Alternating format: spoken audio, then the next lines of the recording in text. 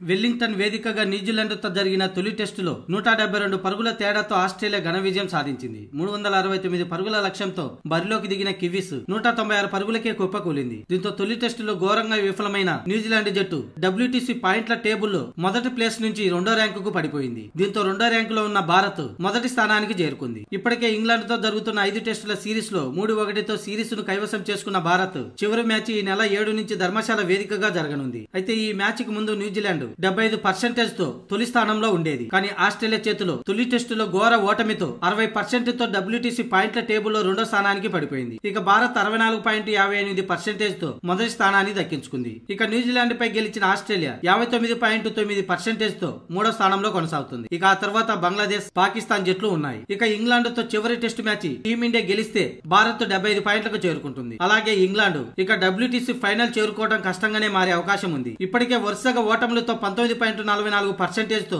8వ స్థానంలో కొనసాగుతుంది. ఇక ఆ తర్వాత 9వ స్థానంలో శ్రీలంక ఉంది.